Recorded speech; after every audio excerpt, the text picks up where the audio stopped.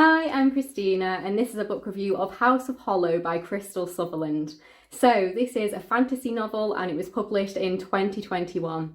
This story focuses on three sisters, the Hollow sisters.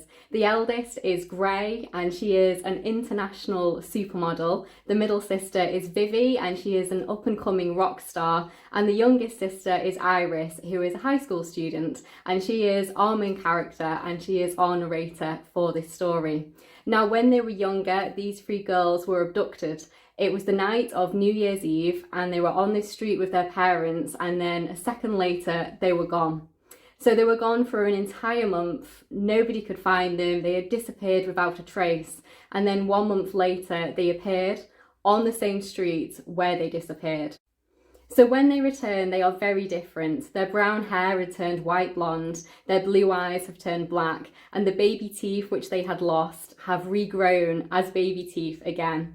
The mother is just overjoyed to have her daughters back, whereas the father is very unsure and he doesn't believe that these girls are his daughters.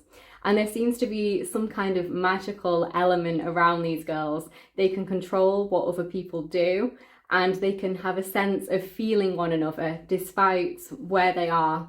And there's definitely some magical, mystical elements in this story. I would say some of it is possibly a little bit magical realism and some of it is truly magic. Now, I'm going to give this one 3 stars. I did enjoy my time with this one, but it definitely isn't going to be a new favourite, and I don't think this one is going to be very memorable for me. I think in just a matter of weeks or months, this is just going to kind of disappear from my brain, unfortunately. But it really was a nice change of pace for me. I don't read much fantasy anymore, and I definitely enjoyed my time with it. I was very much intrigued to see where this story was going to go, and I just wanted to know what was going to happen to these girls. I think one of my main complaints is that I really liked a much more developed magic system. We have magical elements in here, but they don't really tell you the whys or the hows. And when I obviously got to the ending and I found out what was actually going on, I did like it, but I just wanted more of how does this magic work? How has all of this come to be? And I wanted a little bit more, just a bit more about the magic system. I love it when it's a very, very developed magic system. And this one was just more of like a soft kind of magic system with not a lot of explanation. And it was kind of missing that. I was also not particularly connected to any of these characters.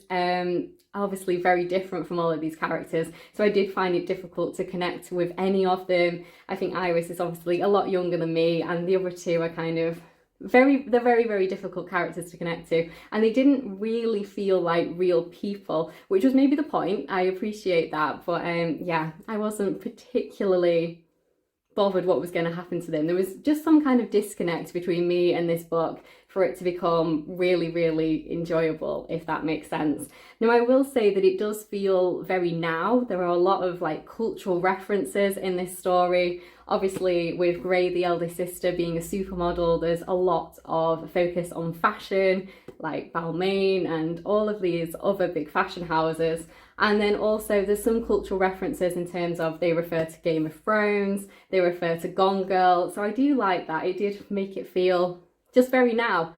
So as I said, this is a fantasy novel, but there's definitely some kind of horror elements in this, kind of soft horror. There is some body horror, so in terms of kind of rotting and decaying and flowers growing out of people and growing out of blood, and then ants and other kind of creepy crawlies coming out of places, and just a focus on death and decay and rot as well, because we're kind of, I don't want to make any spoilers, but that's kind of part of the theme of this story. And I thought that was quite well done, but it didn't really creep me out or anything. But there's definitely some kind of unnerving kind of aspect to the whole story. You can definitely tell that something's off and something's not quite right. So you have that kind of undercurrent of strangeness kind of underpinning this story.